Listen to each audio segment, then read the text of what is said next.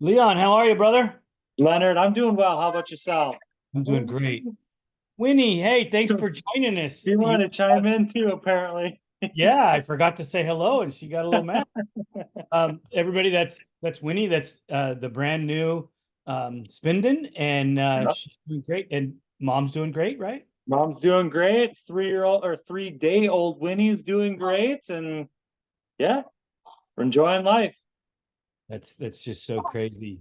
They're Yeah. so portable and they're so durable.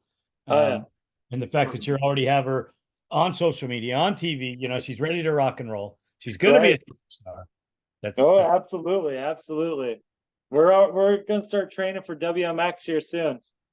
perfect. Perfect. Awesome. Kinsey, Yeah. there's a lot of records that you're going to have to break. Yeah. Yep. Yep. Kinsey better watch out. 2044, here we come. Right, right. We got a little good pre-game conversation with some stuff Yes. Yep. because I need clarification just because I'm not up on all the rules as you focus on it more than I do, and I appreciate Mhm. that. Yeah. Um, the 450A class, I didn't go so well for Kinsey. She got ninth, but Hmm.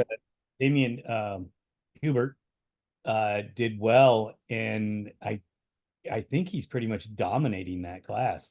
I Yeah. haven't his points, but has he even lost a moto yet? Or I mean, lost a I moto. believe he has. Yeah. Has he even freaking not gotten a first place? Because every time he's pulled up since we've been tracking it, he's the Yeah. guy who won.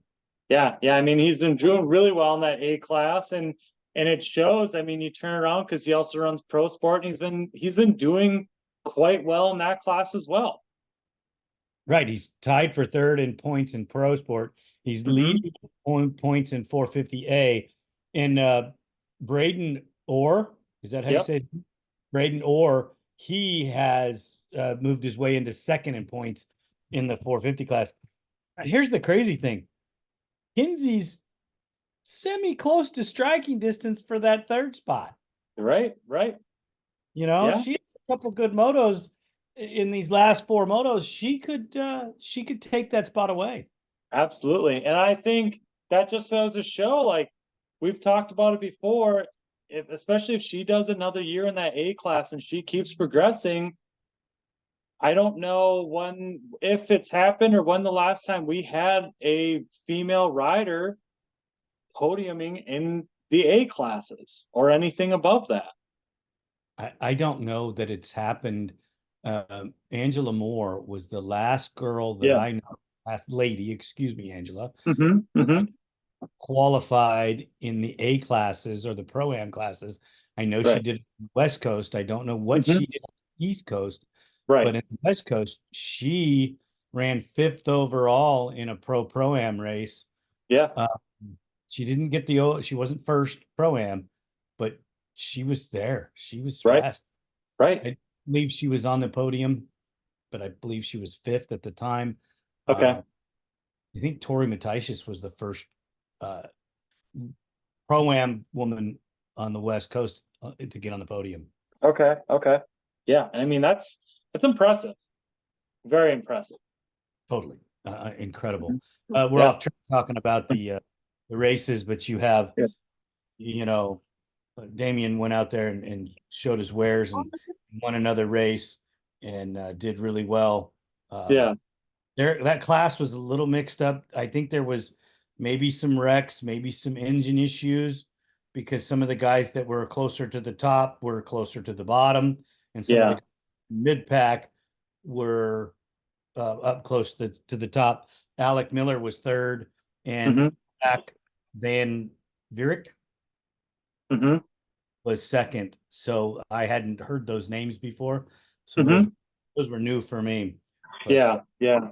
Well, I think just from some of the things that I would see throughout the day, there's a lot of hole shot incidents, whether it was pileups or even just single rider mistakes in the hole shot that would I mean it would cost a moto essentially because on that track there were essentially only a couple places to really pass.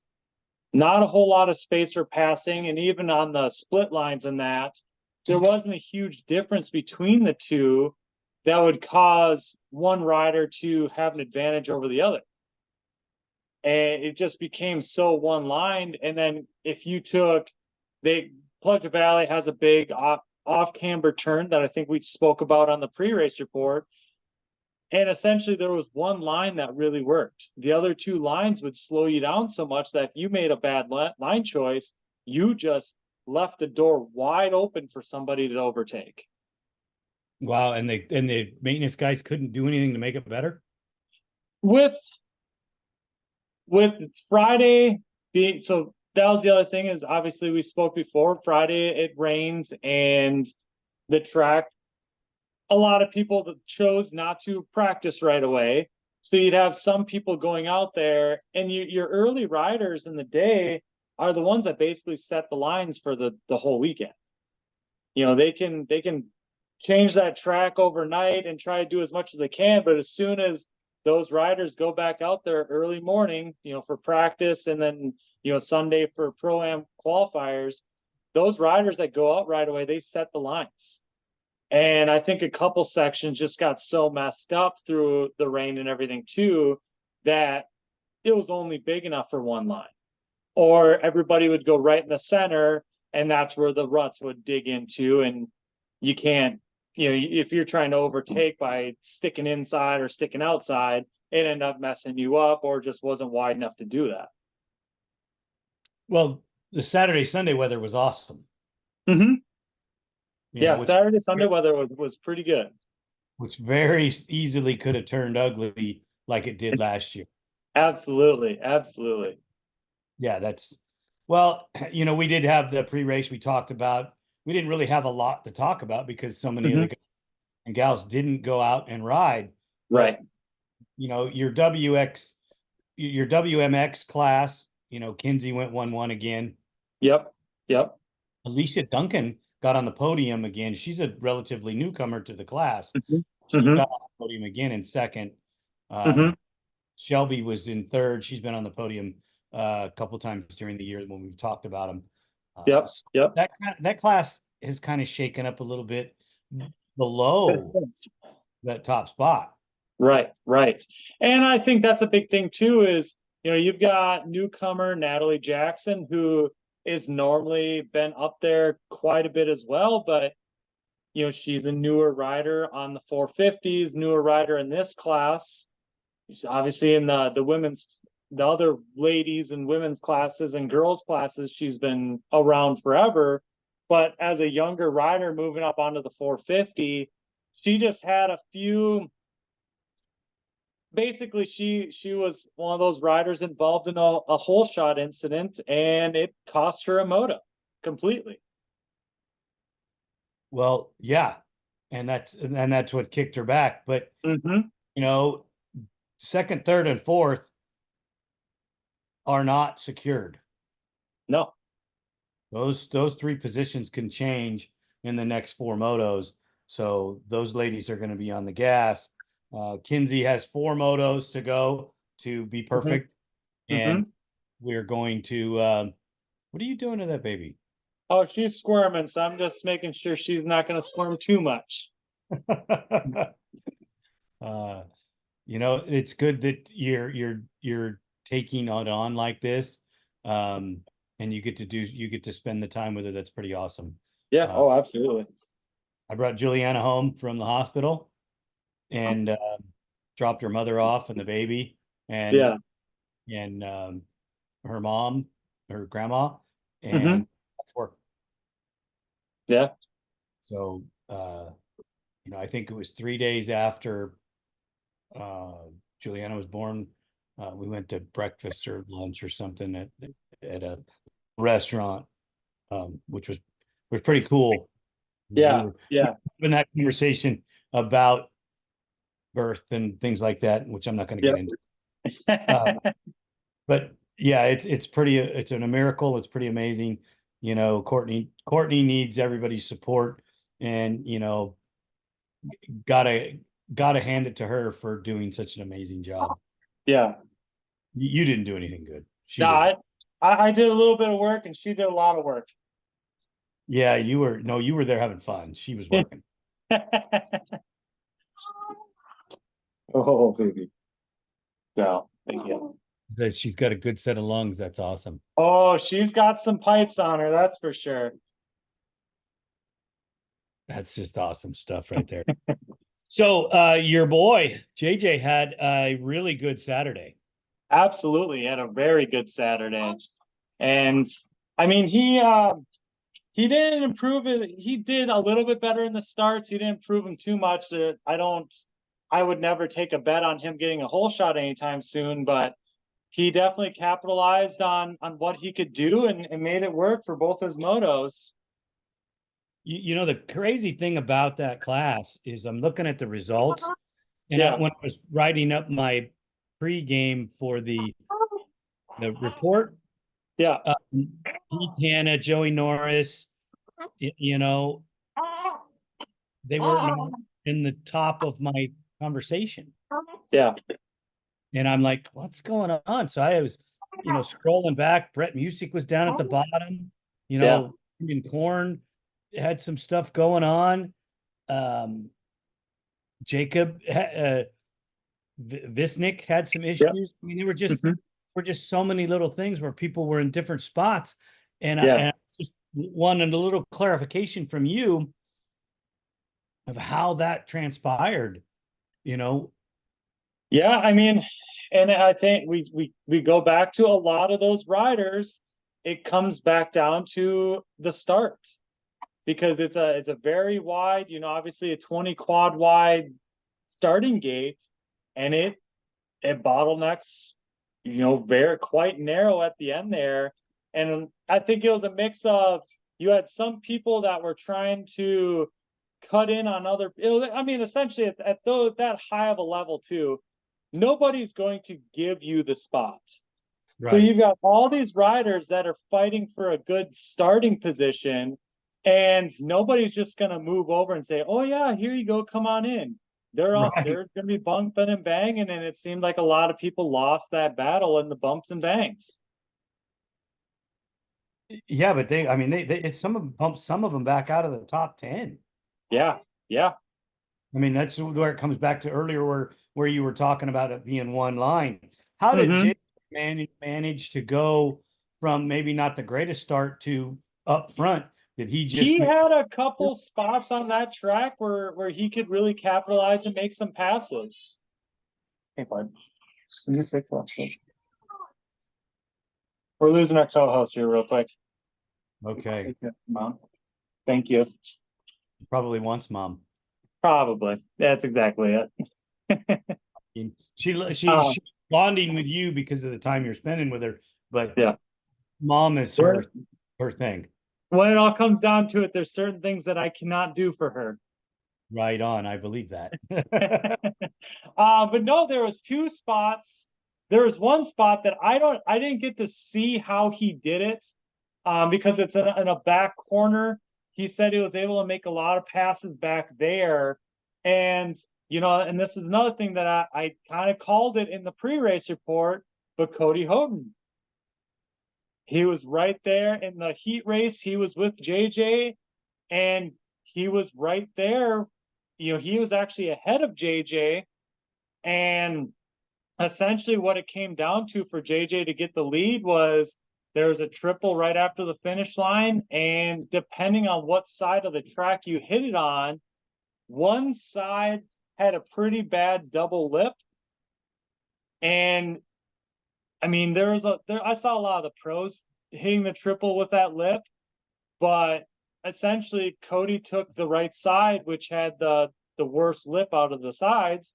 JJ took the left side. Cody didn't triple. JJ did. Got that little advantage coming into the corner and kind of just shoved Cody out of the way and took the lead.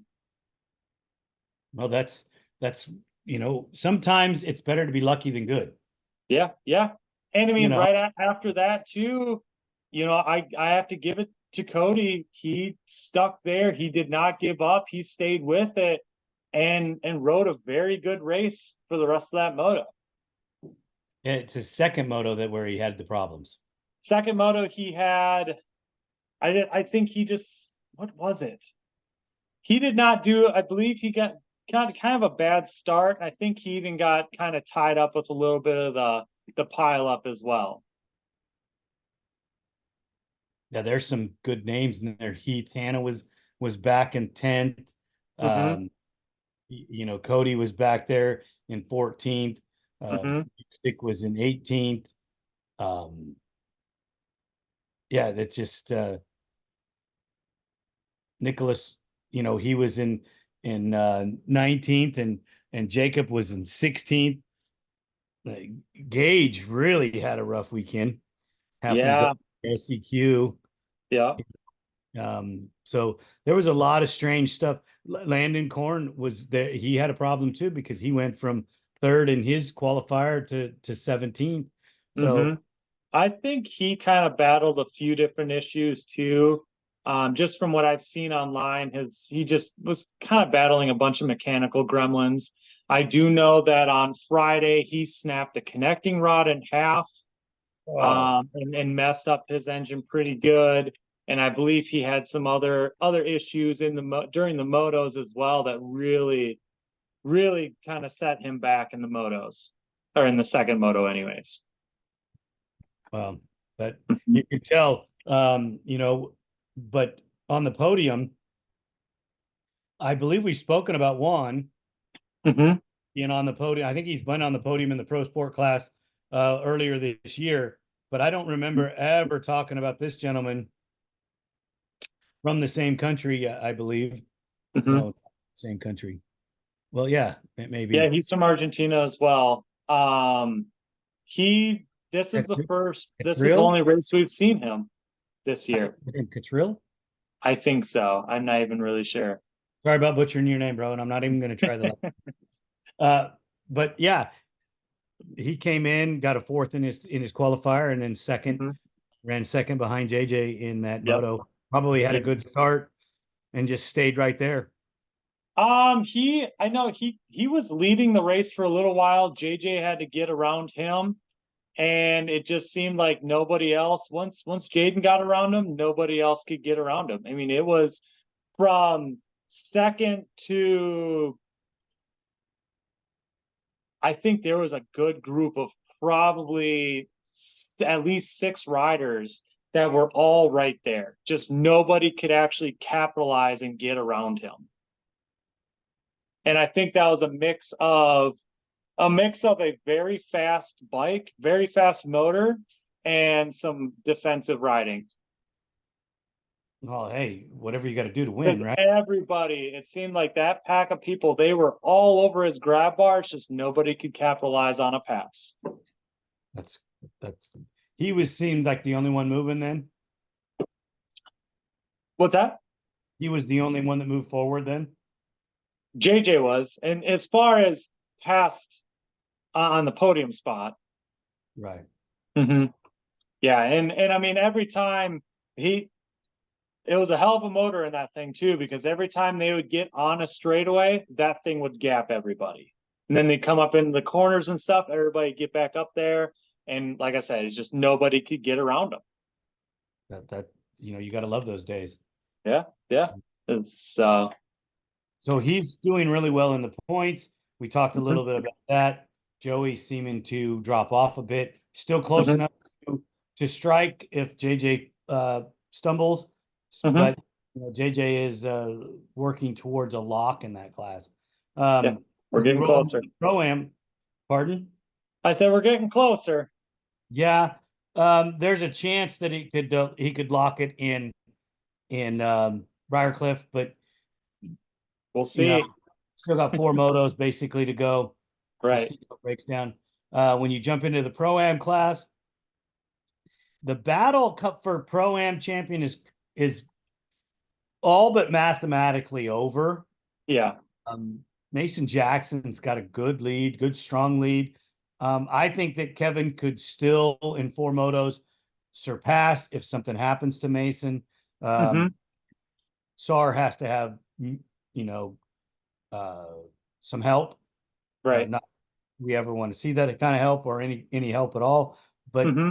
did not give this to him. From what I read, Kevin made a late second moto pass Mm-hmm. to get in front of Mason to take the overall to Correct. go one. Yep. Yeah, it was Pro-Am was pretty exciting, pretty interesting, because it wasn't like both motos, it wasn't like one of them got ahead and just walked away from it. Honestly, Jaden was leading a good portion of that first moto. He made the pass on Kevin and on Mason and led, but he got a little excited. He wasn't necessarily playing the long game. He kind of did a little bit of a sprint to get ahead and show that he's got that speed, and essentially tired himself out. And then Mason and Kevin then got him back later in the race. Okay. Unfortunately, because it would have been really cool if Jaden could have just straight up beat both of them. Obviously, I'm biased with this, but and then on the second moto, both of those two were, it was actually the three of them that were kind of neck and neck for a while. And then the same thing, JJ just kind of got tired and dropped back. And then those two battled with each other, and Kevin ended up getting around Mason at the end. We've talked about this also. It's a physical difference when you go ride Pro-Am versus Pro Sport.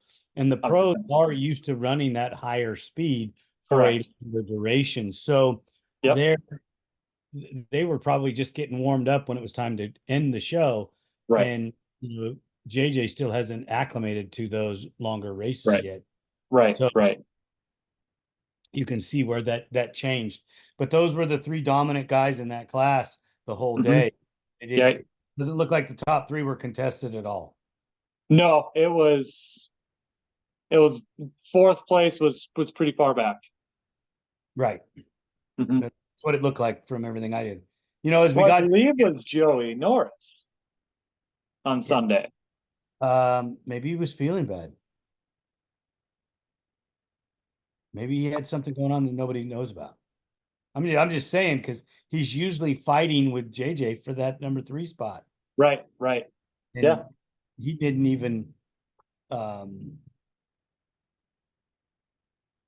he got fourth in the first moto, and you said it was close, and then he got sixth in the second moto, which it gives him fifth overall. But right. On the second moto, I know he had an issue.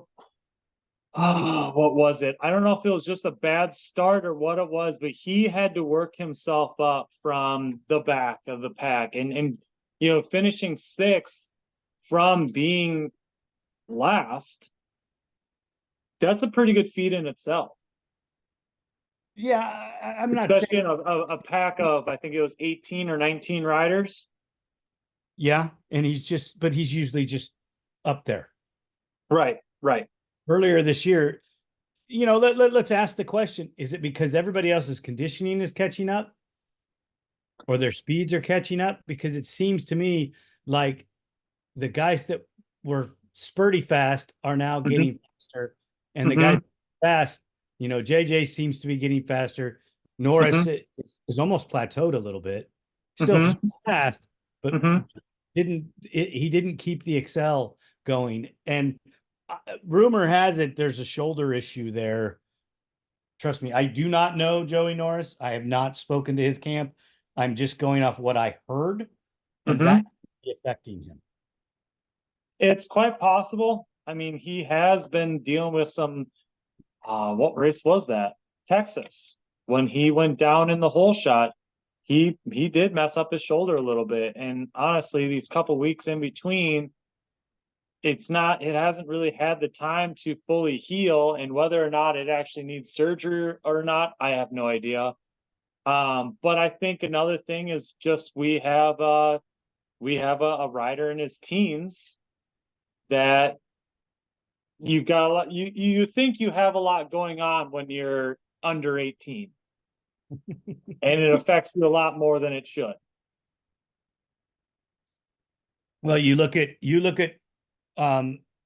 going to use JJ for this Londerville. Last year, stress level for the kid was off the charts. Exactly. Self-induced. This year, Yep. he's a little more acclimated to it, and he's Mhm. doing much better. He's doing what Right. he's doing this year, what everybody thought he was going to do last year. Right, right. And I mean, let's face it. I mean, we're just gonna say how it is. There's a point in time, and I think that any rider that's been doing this as long as most of these guys, there comes a point where you just need to pull your head out of your ass. It's you, like I said before, you think you have a lot going on, and really you haven't even scratched the surface Right. as far as what it takes to live life. But you think, and you've got all these teenage boys, or they're in their early 20s or whatever, that a simple girl situation can ruin your racing career because it gets in your head too much. You think that Darla down the street was your whole life. Bro, it's undefeated. Right, right. But it's just like exactly what I'm saying, right? Right. I feel like this is what's going on with a lot of these riders, and it's not the end of the world. There's a lot more you need to worry about in life. Right. You're still Don't let it affect you as much as it is. Right. So this morning we had a live show on YouTube. Yep. This will post today, later today. But this morning we had a live show on YouTube, and it was Pick Your Goat, the greatest of all time. That leads us into the pro class because we have a potential goat there. And when I say, pick your goat, I'm talking about don't pick your goat for motocross. I'm saying pick your goat for all-time ATV For everything. riders. For everything. There's 30 some guys, maybe more, that could be on that list. And anybody that wants to go back and watch that show, we didn't pick a goat because we couldn't. I have my biases. Everybody on the panel had theirs, and I'm sure that you have yours. Yeah. Most of the guys that they were talking about came from the 80s, 90s vintage area. Some of them in to the 2000s or past. Some didn't. It's okay. There's no wrong answer here. If they're your goat. So go back and check that show. It's live on YouTube this morning at 8 a.m., 7:30 a.m. But you can go to the live on the ATV-TALK page and click on it. Watch the show. Joe Tall, John Pellin, and Jeff Henson from Dirt Wheels. All three of those guys are from the media in some portions of it. And it was just a great conversation from 4 different outlets with 4 different opinions. And also, you have to look at it. We all 4 have different backgrounds when it comes to where we come from. Right. Got into the industry, what we're doing. So it was a great show. I'm not going to put you on the spot to give me some names. Well, I was just going to ask you who your goat was and why it's Tim Farr. It's not Tim Farr. It's not Tim Farr. Tim Farr is on my list, my short list. I built a list in my head as we were talking, and there's a lot, and like you said, I am biased as well, but I think when you really break it down to everybody and you look at the one rider that in some way did every discipline and did pretty well, I think I'd have to go with Tim Farr. Well, I'm going to trump you with 2 guys. Okay. And I'll trump He's you with also the only one that I know that's done that personally. Dean Sundahl did it on a 3, did it on a 4-wheeler, race desert. I do not believe that there's much TT that man has done, but he did. But he dominated in the early part of the industry and raced into the deep into the 90s.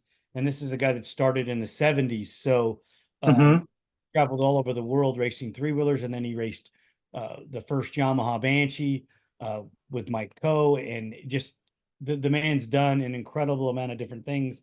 I'm not saying he's my number 1 pick, but he's in my short list. My bias starts with Doug Eichner. I was his mechanic for almost 14 years. And the man, he won a championship or won races in everything that he did. And the other guys can't say, I'll say that. Well, and Doug, I mean, that's another thing too, that, Doug. Well, and that's just it. But Doug is that one rider not to kind of suck up to you or anything like that, but anybody that knows some sort of vintage being 10 years or more, ATV racing knows Doug's name. And it's not like he won 8 championships. He didn't win a butt ton of pro championships. He won a few, but he was one of those riders that stuck it with forever. You know how many championships he's won? It's 2 or 3, correct? He won 5 works titles. He won 7 Rendezvous titles. He won 2 World Off-Road titles, motocross titles on the West Coast. Mm-hmm. 3 consecutive Open Pro-Am national titles. That's what it was. Open Pro-Am is. Those are the ones that I know because that's from obviously the series that we do. Mount Morris in the 250 Pro class. Best number in ATV MX was number 3. He got number 3, number 5, 7. In 3 years that we calculated, he won 60 some races. How about this though, Leonard? How many ATV racers do you know that have a carburetor with their name on it? Doug Eichner. He's the only one that I know of that has a carburetor with his name right on it. Yep. From the factory, not that somebody took a Kean carburetor or McCuney carburetor and put someone's name on it. From the factory, it had it said Eichner on it, but yeah, and it was for the 400EX. Right. He won races with those, and yeah. So this is where my bias comes from. Another guy that's on my short list who's still racing is Bo Barron. That is true. Bo's been around for quite a while, and he still does very well. Well, will you take it? Just take his works accomplishments. 11 works titles, not counting his motorcycle works titles, not counting his UTV titles. And then you go into what he did before he became an ATV racer on 2 wheels. So the guy is phenomenal athlete, and he's one of the greatest humans in the ATV industry that I've ever met.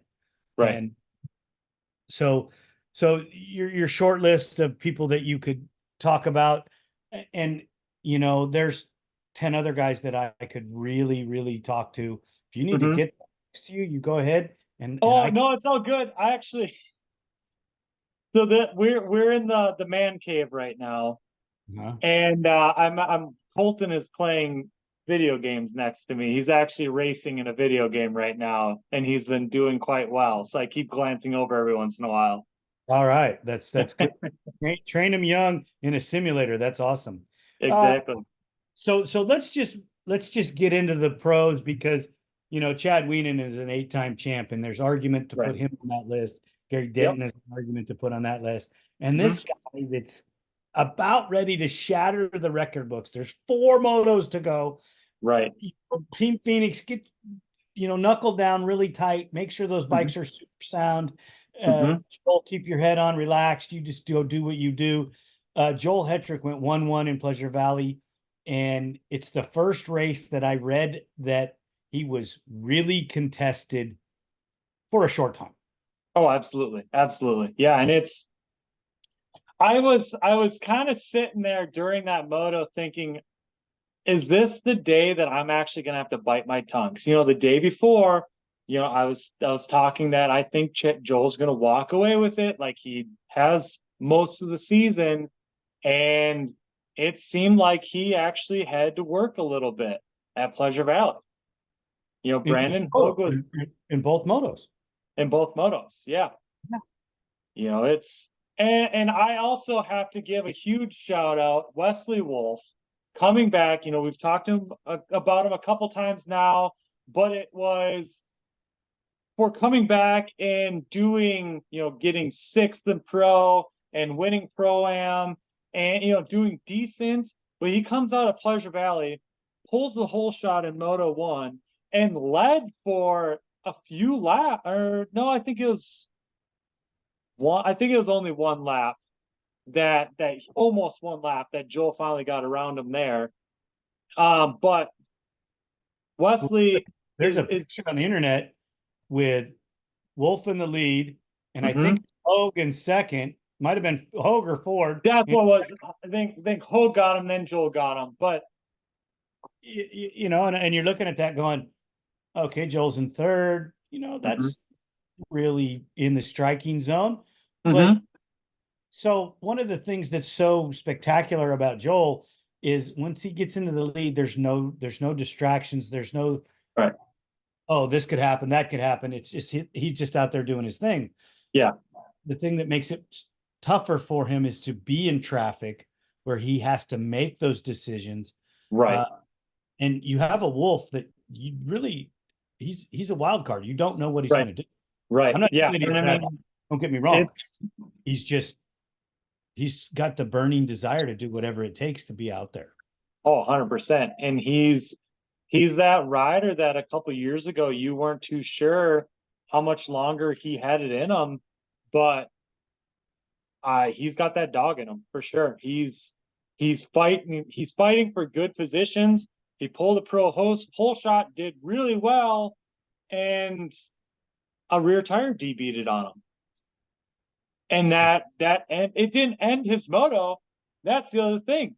He didn't stop and say, "Ah, my tire's gone. There goes my moto."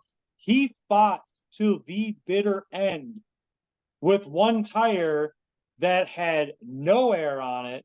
The only thing holding it on the rim was the beadlock ring itself. And that bike was all over the place. And he fought it the entire moto and took it through the checker. You know, a guy like that may not be able to come through and win multiple year titles because of some lingering issues that he has.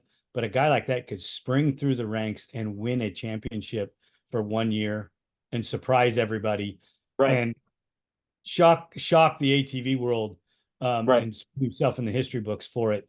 Mm-hmm. Do I think he's going to win an overall this year? No. I do not. I think that Joel is a phenom for this one. He's going to do it. I'm knocking on wood, you know. Nothing against Bryce Ford, nothing against Brandon Hogue, nothing against Max Lindquist or any of the other guys. Mm-hmm. This is history. This is exciting stuff. Right. Know that we talked earlier in the year that everybody is focused on the pro sport and the pro am because it's competitive. I believe now eyes are coming back to the pro class and the WMX class because history is about if these two individuals do this on the same year, wow, on each of their third consecutive. Doesn't mean that it's Joel's third title, but it's the third consecutive. It's Right. her third consecutive. Right. So there's a lot of things involved in that. I'm Mm-hmm. pretty excited for it. I Right. can't wait to talk to these individuals when we go to Briarcliff Oh, absolutely. in 2 weeks. Winnie better be there. She's not there, dude. You and I Oh, got. Winnie will be there. Winnie will Okay. be there. Well, This you is know, going to she be. said she's the star The of the only pre-race. thing. What's that? She said she was going to be the star of the pre-race. Exactly. Well, I thought.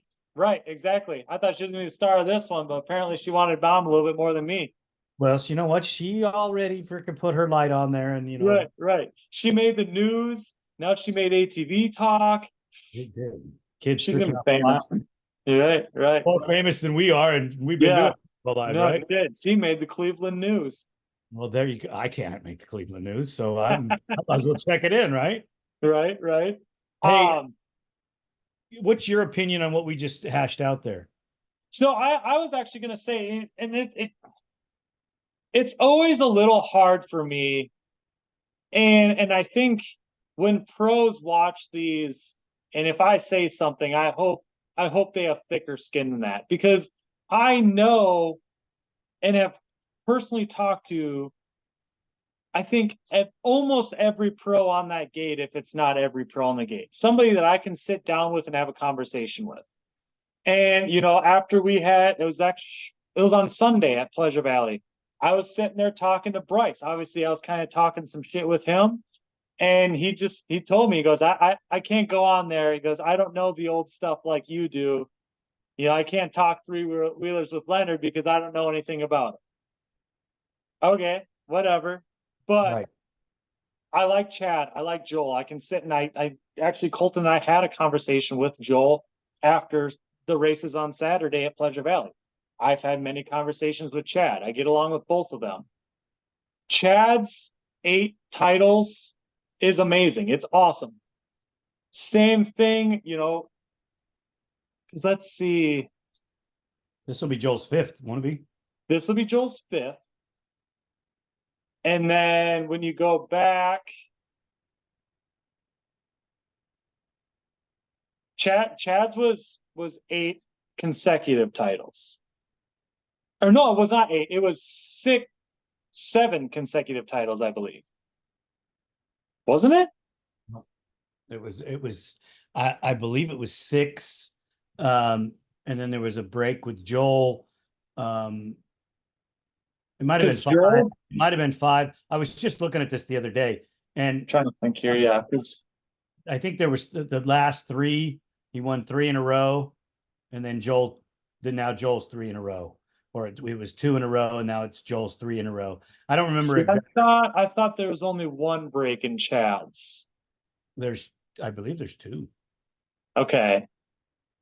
But I was gonna say, that's the one thing with Chad is he had a lot of, and who knows what Joel's gonna end up doing, but Chad had a lot of consecutive championships in a row. I don't know, and if Joel decides he's gonna do this forever, he might be able to break that role of how many consecutive championships in a row it was. But Chad is always going to be up there because he had so many in a row. Well, yeah, you can't take. He's the second guy to win 8 titles. Doesn't matter if they're consecutive or not. What he did in the time that he did it is amazing in all its own, because the factory was there, but it wasn't there. He did a lot of this on his own. The developmental program, if you look at Chad's history, where he comes from, the educational curve that he has, he didn't come into ATV racing like a Joel Hetrick that started when he was little and ride all the way through. Joel's actually a non-normal. Usually you get somebody to win titles that wasn't from youth to championship. Usually it's somebody that comes in that loves the sport that didn't ride so long. Your long-term guys usually peter out in the pro class because they just can't keep loaded. They get burnt out, or they come in thinking they were going to do better with not as much effort, and that's just it. That's where you can put both Joel and Chad in the same boat, is neither one of them jumped into the pro class and just started dominating. Right. They both had to battle and fight through things and figure it out. And we've had this conversation many times too. Look at Brandon Hogan, look at Bryce Ford. Right. You can even go with Max Lindquist. Max Lindquist came in, setting the world on fire, and everybody's thinking, oh boy, we got this new and everybody's got a plan until they get punched in the mouth. Right. I think Max got punched in the mouth and the nose a couple times, and it set him sideways, and he had to regroup. Right. He's regrouping. But Bryce Ford and Brandon Hogue, they're maturing, they're getting their program straight. It does take a bit. So let's just be honest. You go jump JJ Londerville into the pro class, his world's going to change. Oh, absolutely. Absolutely. Even for you. And I think that's a big thing I was just going to bring up with you, and I can relate to this big time. Obviously we can turn wrenches in that, but I think a big thing that nobody realizes is you and I are psychiatrists at the same time. We're doctors, we're psychiatrists, we're nannies sometimes. We do so much stuff. Because when it comes to this racing, it is just as much of a mental game as anything else. You can be the most fit rider ever, but if you can't get out of your own head on that gate, you're never going to win a race. You're never even going to podium a race. Right. And so that brings me to, I'm going to bring this guy up because I've had long conversations with him. Bryce Ford. He was struggling mentally, not physically, not his talent, but he was struggling mentally. And then he had the outbreak of success where he got himself onto the podium. Then he freaking, he did the Huevos win. He got picked for Team USA. Then he goes out there and has a great performance in Team USA. And now he's established his confidence, and he's growing as a man and becoming strong. And you can see the change in him. And every rider has to go through that. So let's just take Wesley Wolf for instance. This is a man's man. He works hard, comes home and works on his own machines. He overcomes injury. And when I say he's a man's man, it means there's no excuses for that guy. He's building houses during the day. And he's not just someone sitting there pointing fingers. He's the guy with the damn hammer putting nails in the wood. He's building houses and whatever else that they're doing. He is working his ass off. And working his ass off to be where he is. So when he crosses the finish line in fourth, there is a sense of accomplishment there. And the fact that he's gaining his inner strength as a man and developing, even though he's still young. And I've never met Wesley. I'm only basing on what I've seen, and the couple of people that tell me things about him that know him. Brandon Hogue, I think, is in a similar suit. He's starved himself to the point where he had nothing. And he's trying to fight back through it. And both those riders, I like them. I know both of them. I like them as people, but I kind of have to give a little bit more favoritism to a rider like that because they didn't come from all of this where it's just here's everything you need to go racing, go do it. These are riders that have to work their butts off. Hogue driving around in a truck, sleeping in his truck many times just to keep doing this. Wesley working a job and working his butt off, like we just said. Not all of us just grew up, and even on the wrenching side of things, Leonard, you and I didn't grow up in a race shop doing this our entire lives. I did. I mean, I guess you did, but I milked cows in high school. To afford to ride a four-wheel.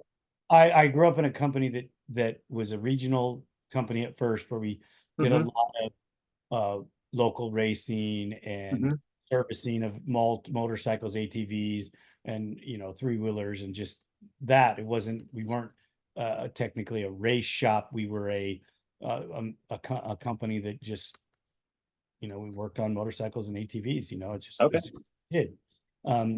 As we rolled into the national side of it, in the mid to late 80s, that changed everything as I was becoming a little older in working with my brother. Then we developed these things. So so that's where that comes from.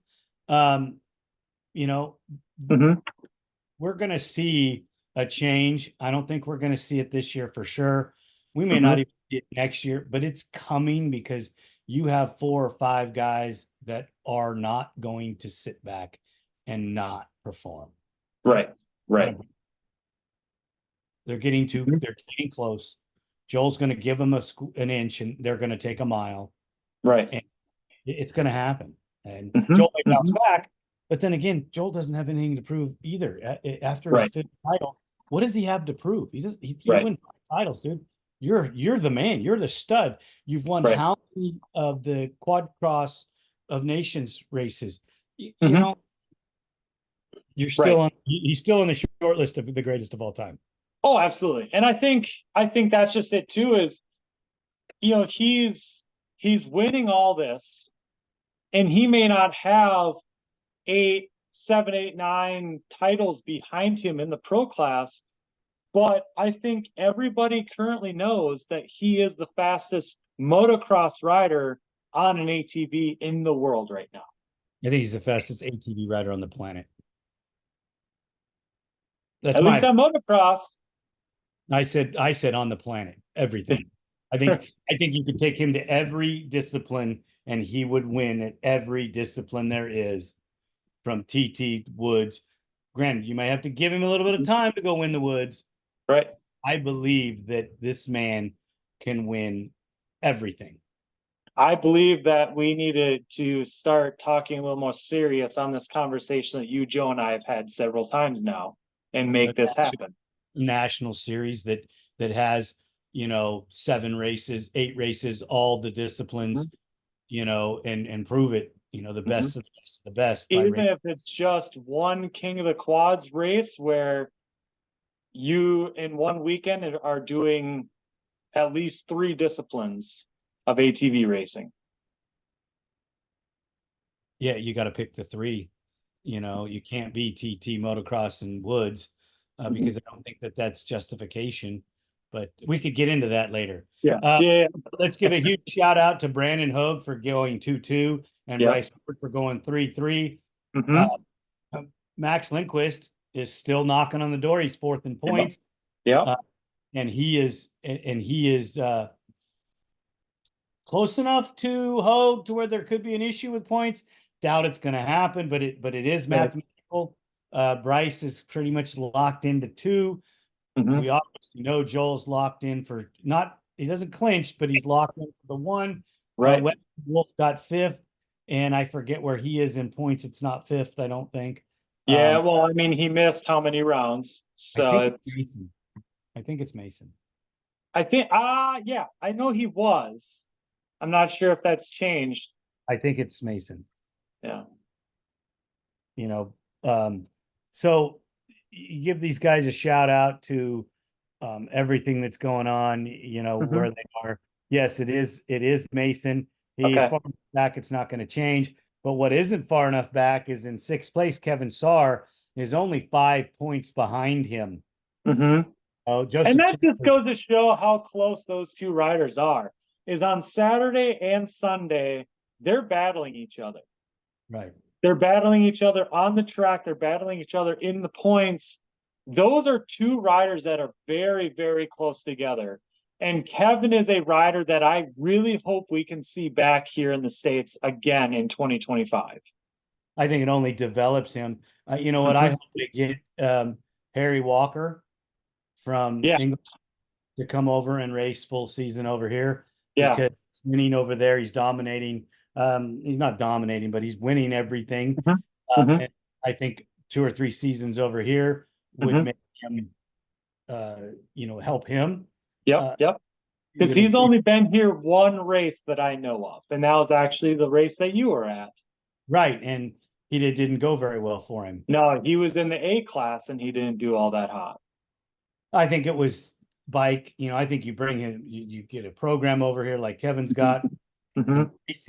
I think that you'll see a totally different Harry Walker.